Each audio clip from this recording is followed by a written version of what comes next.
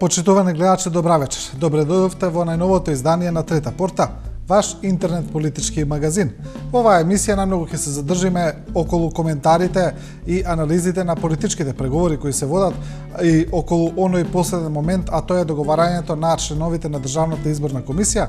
Договорите продолжуваат за останатите теми, затоа има многу коментари, а ќе зборуваме и за нешто што се случува константно, тоа е темата со загадувањето, но и со сечата на дрвјата во Скопје, која за некои корисници на социјалните мрежи станува алармантна. Почнуваме со последните случувања од политичките договори, тоа е договорениот состав на Државната изборна комисија. Еве ова еден текст на Радио Слободна Европа, декомплетирана за медиумите низ збор.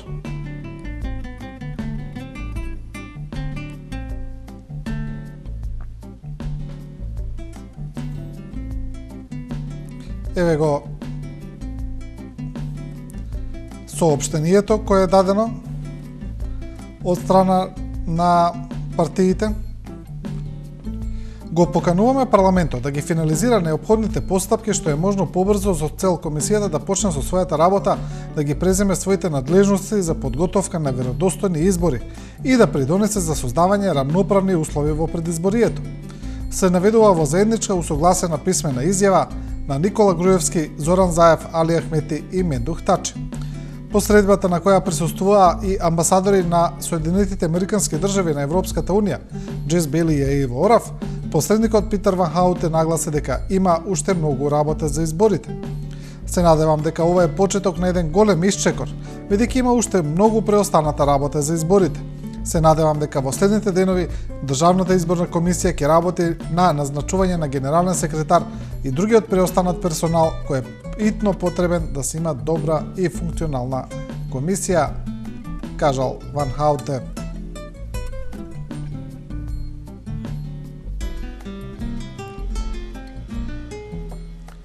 Тоа е значи за сега за Државната изборна комисија, а продолжуваме на останатиот дел од она што е поврзано со политичките преговори и што е веќе договорено, тоа е формирањето на и функционирањето на Собраницката анкетна комисија, која треба да ги истражува наводите за нелегалното преслушување во Македонија. Како што е познато на јавноста, на оваа анкетна комисија не се појавуваа оние првите сведоци кои се повикани, а тоа се првите луѓе на власта од премиерот до министрите. На крајот премиерот Груевски се појави на следното рочиште, но побара неговото сведочење да биде зад затворени врати и за тоа има доста коментари. Одиме првен со една изјава дадена од страна на Петр Шилегов, кој е портпарол на СДСМ, но и е претседател на оваа Собраниска анкетна комисија.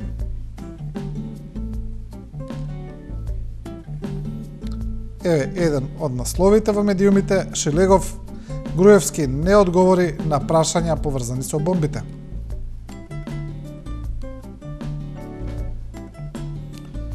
Премиерот Никола Груевски вчера, кога го давал својот исказ пред комисијата, не одговорил на прашања поврзани со содржината на бомбите, рече претседателот на анкетната комисија Петр Шилегов. Македонската јавност заслужуваше да добие одговори за преслушуваните разговори објавени во бомбите. Затоа беше формирана анкетна комисија која требаше да ја утврди политичката одговорност. А на таков тип прашања ВМРО, ДПМН и Груевски не сакаа да се слушне јавниот одговор и вчера имавме ситуација кога Груевски одби да одговори на прашања поврзани со бомбите. Тој срам го маскираат со затворење на седниците кога немаат каде да бегаат или со реметење на седниците, рече Шилегов. Тој додаде дека најверојатно затворено ќе биде и сведочењето на министерот за финансии Зоран Ставровски, кој пред комисијата треба да се појави во четврток, бидејќи како што рече и тој има што да скрие.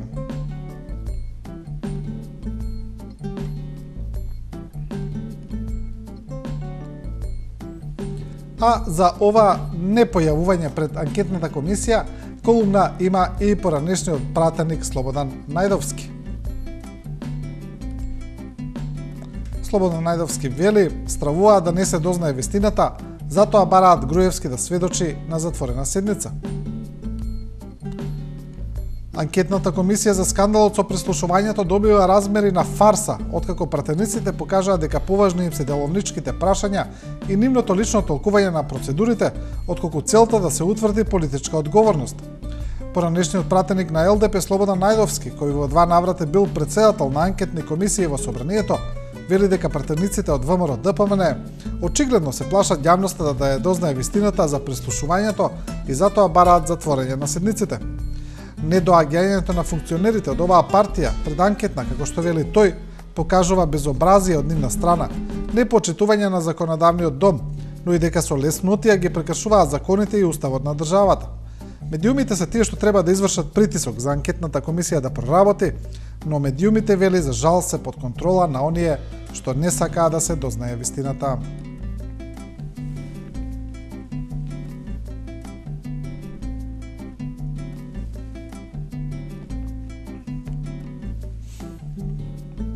Тоа го вели Најдовски, а колумна на оваа тема има и Ерол Ризаов на неговиот сајт објавена. Ерол Ризаов вели во насловот: еден ден се ќе се дознае.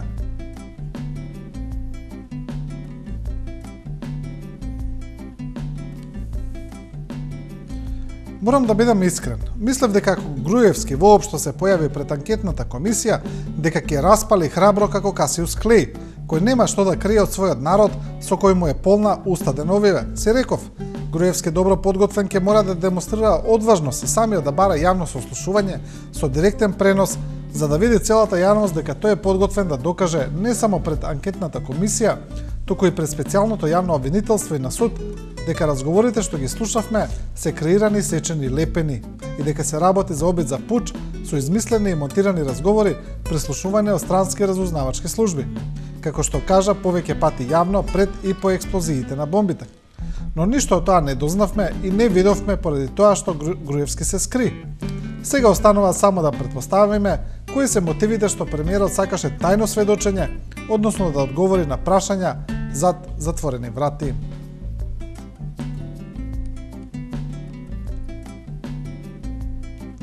Тоа го пишува Ризаов. А емисијата ја продолжуваме со уште една тема која држи интересирање во јавноста во континуитет. Тоа е работата на специјалното јавно обвинителство на Катица Јанева. Сега, во моментов е актуелно прашањето кои се случаи Јанева ќе ги преземе во своја надлежност.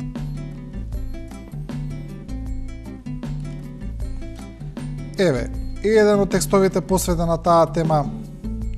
Освен случајот пуч, на Јанева чекаат ровер, диво населје, шпион, монструм и телеком.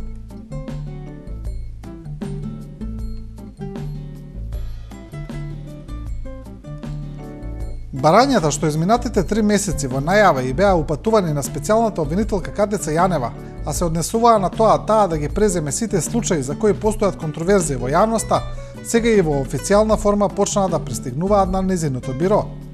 Адвокатите на одбраната во случаите ровер, диво населје и шпион бараат и за овие предмети да биде надлежно специјалното обвинителство. Одбраната во случајот ровер достави одредени материјали кои се уште се предмет на разгледување, на анализа, со оглед дека во изминатиот период приоритет беше токму во споставување стварна надлежност врз веќе доставените предмети. Примени се вакви барања и за случаите диво населје и шпион. За постигнување по овие предмети дополнително ќе ви известиме, соопшти од кабинетот на Јанева. Барање до специјалната обвинителка има и за преземање на случајот Монструм, а едно од нив дојде и од министерот за правда Аднан Јашари.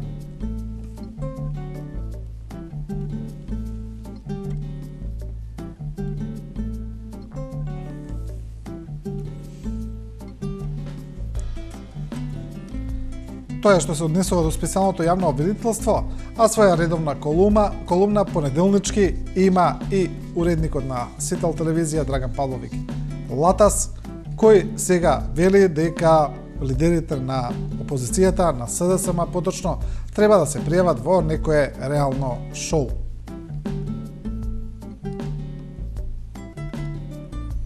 Колумната е насловена Чудо. Со својата воајерска склоност на туги приватни телефонски разговори и на секаде околу себе да препознаваат непријатели. Заев и Шекеринска би имале шанса да дојдат до финалето на големиот брат. Гарант. Плюс обундите и екстрадната скапа гардероба која е заштитен знак во тоа шоу, Шекеринска би се вклопила покрај естрадните звезди од типот на Дара Бубамара, Јелена Карлеуша, Станија или Маца Дискреција. Добро, стварно рада заради одредени лимити не би дотуркала далеко во конкуренција со наведените, кои ги краси шарм и некаква убавина, иако гардеробата е поскопа и пораскошна од нивните, а и се вози во джип како Сораја, но не ја поценувајте и заборавајте незината способност за интриги, местенки, оговарања и мувања кои 2 децении ја одржува на површина. Таа е Бранкова школа и тоа студиозен понављач.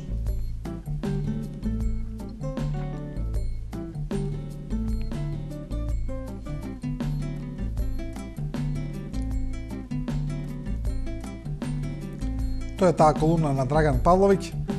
Одиме со колумна на Емил Анастасов од движењето Демос, кој вели силата е кај народот.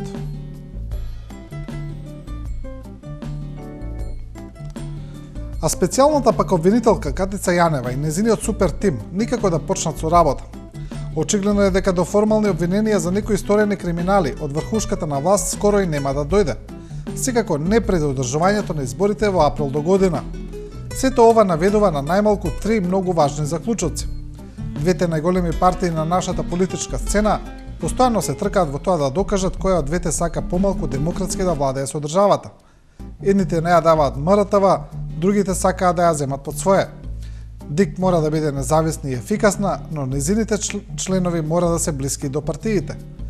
Без исполнување на тој услов не може да има договор, а крива за тоа е противничката партија, која воопшто не разбрала што се тоа независни членови на таа комисија.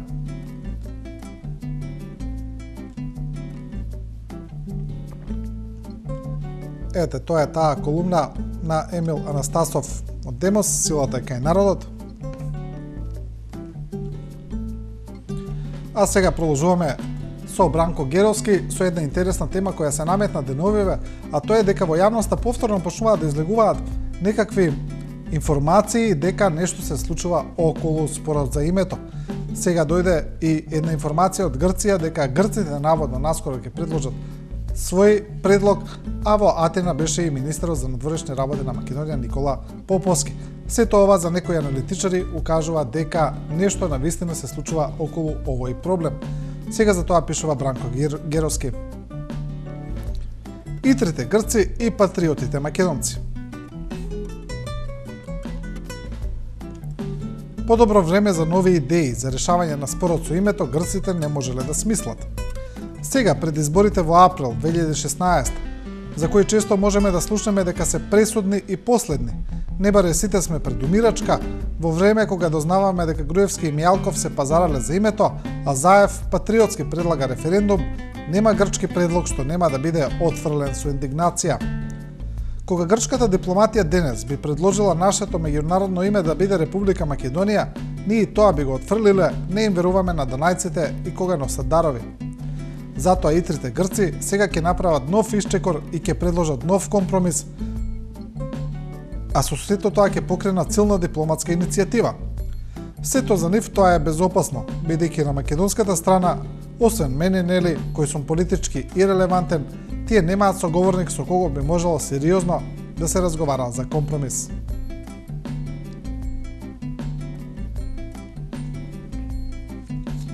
Тоа го пишува Геровски, а во својата колумна професорот Денко Малевски, поранесе министер за надворешни работи на Македонија, сега пишува за тоа дека изборите се наближуваат и дека тие сите велат дека треба да бидат брзи, но во исто време во Македонија се води и една правна постапка која очигледно ќе биде спора. Така, името на колумната на професорот е "Брзите избори и спората правда". А сега внимавајте, во Македонија почна трката помеѓу брзите демократски избори и спората правда. Изборите кои се однапред закажани завршуваат за само еден ден, а правната процедура може да трае многу долго. Во едно општество во кое не само што осуствува свест за опасностите кои ги носи владењето на мнозинството, туку тоа се изедначува со слободата, представниците на владеачката партија брзаат кон уште една победа, во надеж дека така ќе избегаат на правдата. Барајќи итно нова трка, не прифаќаат дека се објавени снимки, тие како победници од претходната изборна трка доживотно се дисквалификувани поради лажање. Во таква ситуација, најправедно би било изборите да ја сочекаат правдата, затоа што се друго е вовед во нова криза.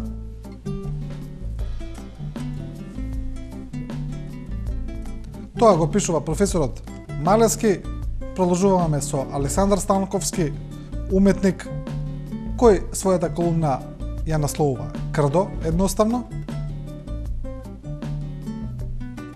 и пишува, како што вели тој, за опозицијските интелектуалци. Посебно тие, така наречени опозицијски интелектуалци, кои толку многу држат до себе и до своите ставови, а се сосема празни, би рекол дури и глупави, а нивните вербални повраќаници, исполнети со простотлак и вулгарност, не би можеле ни пци да ги проголтаат, а камоли мудрите и опитни граѓани македонски, кои со неверојатната сила и самодисциплина ги трпат овие здодевни комарци на провокативната иритација. Но слободата за која секој човек се залага подразбира голема доза на толеранција и на трпение. Трпение спасение, вели мудриот македонски народ, а експертизата за оваа констатација е веќе и историски парификувана.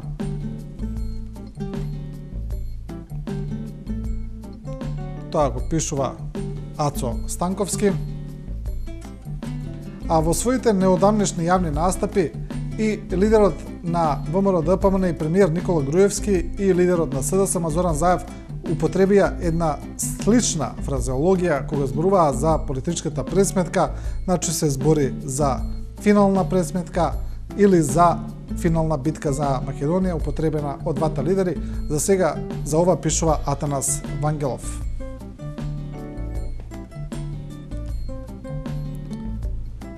Вангелов вели: нема финални битки. Финалниот удар на Груевски зборува за една работа, финалната битка на Заев за друга. Тие две работи се разликуваат по нивната цел. Целта на Груевски е со еден финален удар да го нокаутира својот веќе толку незгоден, толку опасен политички противник. Опасен и незгоден затоа што тој јавно тврди дека власта на Груевски била корумпирана, криминална и деспотска. Тоа го тврди врз основа на еден огромен квантитет докази од тајната полиција, сега во надлежност на специјалниот обвинител. Финалната битка на Заев пак се поставува како прва и основна цел обнова на еднакви права за сите актери на политичката сцена кои ја бараат довербата на суверениот народ за да дојдат на власт. Тој бара еднакви права за сите затоа што се дозна од снимките на тајната полиција кои ги објави опозицијата дека тајфата на власт фалсификувала избори, уценувала и тероризирала државни службеници, увезувала гласачи за кои фалсификувала документи и ред други марифетлаци. Тоа го пишува Вангелов по колумната "Нема финални битки". А секогаш интересниот, секогаш провокативниот Арсен Зеколи сега даде едно интервју за неделникот Фокус. Ќе видиме еден краток извадок од тоа. Зеколи вели: Груевски и Ахмети мора да се соочат со нова граѓанска експлозија.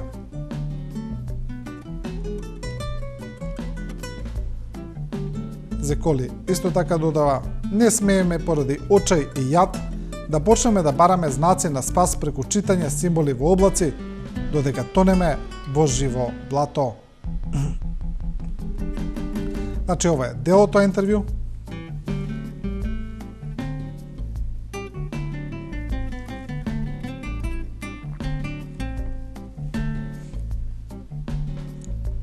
Колумна има и Дарко Јаневски, главниот и одговорен уредник на Дневник, сега насловена исто така провокативно Билмези. Тоа е насловот на колумната. Значи, колумната е широка, се зборува за неколку работи, но еве ќе го прочитаме крајот. Да не останат незабележани уште неколку моменти. Никола Поповски успеа да издействува од Јоханес Хан поддршката за препораката под услов да сме имале честни избори за разлика од досегашните, нели? Што е заведен успех на нашето министерство, инаку наречено тезга. Потоа уште го нема Оливер Спасовски за фалсификуваните лични карти. И тоа, ако не се лажеме, беше нешто во стилот фалсификувани избори. И за крај, СДСМ го квалификува интервјуто за Груевски за Прес 24 како уште еден доказ за режимските медиуми. Ајде, ако га Заев даваше изјави од Плочник во Тел Авив, додека во заднина се шетаат луѓе по гакечки интервјуа по хотелски соби со придушено светло, тоа беше доказ за слобода, нели? Тоа го пишува Арсим Зеколи. Дарко Јаневски, се извинувам. Арсим Зеколи само што го прочитавме. Продолжуваме со Ида Протугер, поранешна новинарка од областа на економијата, сега е економски и политички аналитичар. Сега Ида Протугер пишува: медиумите се клучот.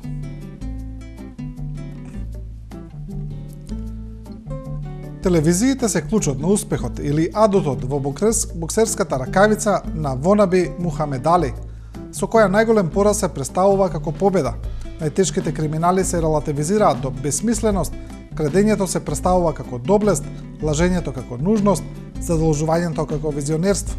Затоа и телевизиите се тие што се најмногу субвенционирани со државни и партиски пари. Може би веќе денес е последна можност кога опозицијата на преговорите каде на маса се и медиумите ќе избоксува услови за независен регулатор и итна смена на тимот на МРТВ. Груевски купува време кога заедно со пропагандата работи во негова полза. Тоа го пишува Протугер. А ако го зборуваме за политичките преговори и медиумите, се огласи и самостојниот синдикат на новинарски и медиумски работници, од каде реагираат за условите во кои новинарите ги пренесуваат овие преговори.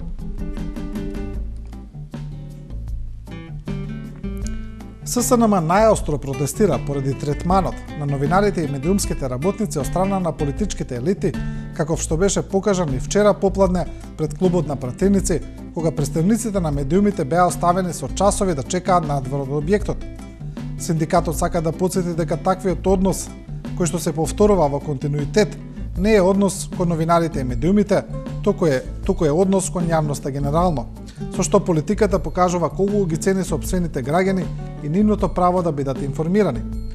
Цинизмот на политичките елити во нивниот поценувачки и понижувачки однос е дотолку поголем, бидејќи вчера требаше да се преговара за ДИК, но и за истите тие медиуми, чии што представници беа оставени со часови на студ да ги чекаат резултатите од преговорите. Тоа го велат од синдикатот, а емисијата ја продолжуваме како што најавивме со тема за сечењето на дрвјата во Скопје. Значи, познато е дека пред платото на Универзитетот Кирил и Методи беа исечени десетици дрвја за градење на нови факултети, а и според новите информации дрва се сечени во Скопје и позади домот на Арама. Ќе видиме сега некои од тие реакции и коментари кои се поврзани со оваа тема. Еве, ова е една од последните вести. Се сечат дрвја зад Арама. Од изутрина се сечат дрвјата на платото за домот на армијата во Скопје. Овој простор е веднаш до собранието и претениците гледаат што се случува. Народници и избраници вчера дебатираа за загаденоста на воздухот и се расправаа кој е виновен за состојбата која е веќе алармантна. Освен меѓупартиски прекупувања, кој што направил решение никој не понуди за опасната загаденост по здравјето на луѓето. Скопје, според податоците, е еден од најзагадените градови во светот, а секојдневно се оголува и се сечат дрвјата.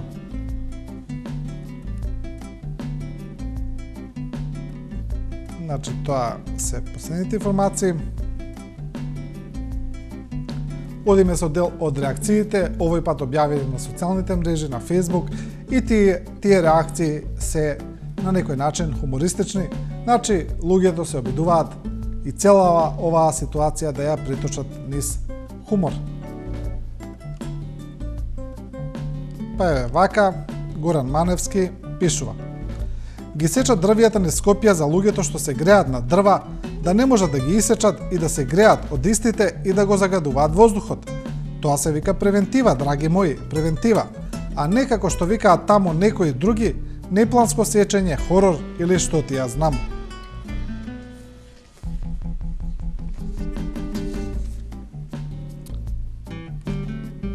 Мартин Стојковски исто така пишува на Facebook. Вели, страв ми е да ја накитам елката, ќе дојат да ми ја исечат.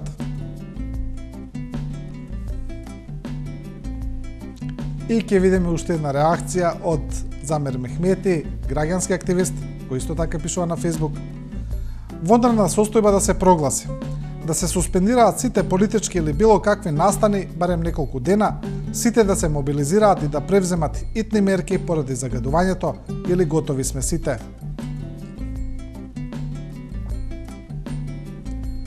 И емисијата ќе ја завршиме со две последни содржини. Една е колумната на професорот Љубомир Фрчковски, која се однесува на книга која е објавена од Стојан Андов и за која Љубомир Фрчковски вели дека во таа книга дека се искривува историјата. Насловот на колумната е Алан Андов Форд.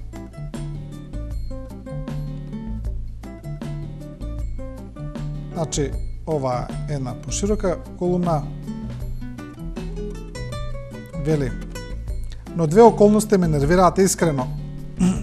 Во сета таа старечка приказна за славата, војната и мирот, крајната неетичност на маргинализирање на Глигоров и неговото претворање во некаков лукав лик, речиси измамник на независноста, Глигоров, кој нема кој да го брани денес, но чувството на тој политички инцест што го прави Андов кон него е благо речено одвратен.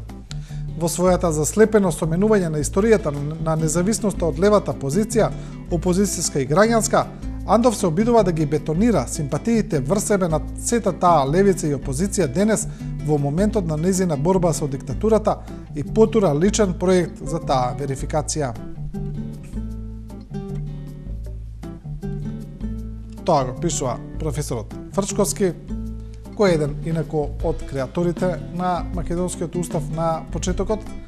И емисијата ќе ја завршиме со една вест објавена од американски организации за тоа колку пари се изнесени и испрани од Македонија, се разбира, нелегално. За 9 години од Македонија незаконски изнесени 5 милиарди долари. Во периодот од 2004 до 2013 од Македонија незаконски се изнесени повеќе од 5 милиарди долари, покажува на новиот извештај на американската организација Глобален финансиски интегритет. Годишно во просек од Македонија се изнесуваат 516 милиони долари. Најмногу, дури 928 милиони се изнесени во 2008 година, додека во 2011 од државата незаконски биле изнесени 834 милиони долари.